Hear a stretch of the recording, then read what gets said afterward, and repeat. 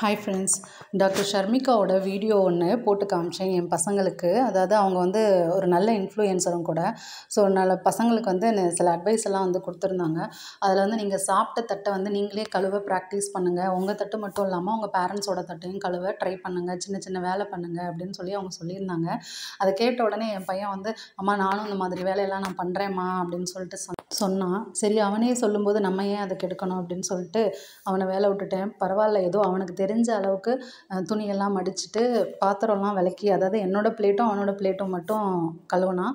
கழுவிட்டு எனக்கு ரொம்ப பிடிச்சது அந்த இடத்த வந்து ஜிங்கை சுற்றி இருக்கிற இடத்த வந்து அவன் க்ளீன் பண்ணி விட்டுட்டு வந்தது தான். ஸோ நான் செஞ்சதை பார்த்து பார்த்து அவனும் வந்துட்டு அதவே ப்ராக்டிஸ் பண்ணும்போது எனக்கு ரொம்ப சந்தோஷமாக தான் இருந்தது. அண்ட் வந்து பாப்பாவுக்கு வந்து முருங்கைக்கீரை சாப்பிடவே மாட்டா. கீரை நல்லா தளதளன்னு வளர்ந்துருக்கு, ஆனால் வந்து பூச்சி பிடிக்க ஆரம்பிச்சிச்சு. சரி, அவளுக்கு நம்ம ஏதாவது செஞ்சு கொடுத்துருவோம் அப்படின்னு சொல்லிட்டு கீரையை பறிச்சுட்டு வந்துட்டேன். வரும்போது பார்த்தீங்கன்னா ஒரு தட்டு நிறைய முந்திரி பருப்பில் எறும்பு இருந்ததுன்னு சொல்லிட்டு காய வச்சுட்டு போயிட்டு வந்தேன். வந்து பார்த்தீங்கன்னா குருவி எல்லாம் பாதியை சாப்பிட்ருச்சு. நான் வந்து பார்த்துட்ருக்கேன், ஒரு குருவி இன்னொரு குருவிக்கு அழகாக ஊட்டிக்கிட்டு இருக்குது.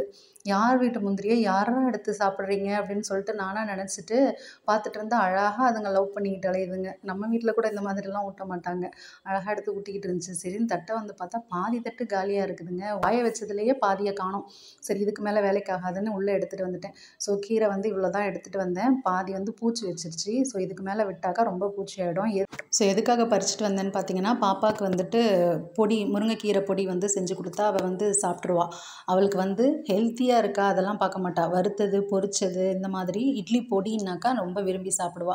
ஸோ அதுக்கு பறித்து வச்சுட்டு அது கொஞ்சம் அப்படியே நம்ம உலர விட்டுறணும். அதனால் நான் அப்படியே பறித்து கீரையெல்லாம் உருவிட்டு ஓரமாக வச்சுட்டு மதியம் நானும் தம்பியும் மட்டும்தான் வீட்டில் இருந்தோம். அவர் வந்து இன்றைக்கி வர லேட் ஆகும் அப்படின்னு சொன்னனால லஞ்சுக்கு வந்து ரொம்ப சிம்பிளாக என் பையனுக்கு வந்து ரொம்ப பிடிக்கும். அதாவது எம்டி பிரியாணின்னு சொல்லுவாங்க இல்லையா, முந்திரி பருப்பை போட்டு செஞ்சு தாமா அப்படின்னு சொன்னான். அதாவது முந்திரியை வந்து நெய்யில் நம்ம வறுத்துட்டு அதுக்கப்புறமே நம்ம அதை செய்யும்போது அவனுக்கு அது ரொம்ப பிடிக்கும்.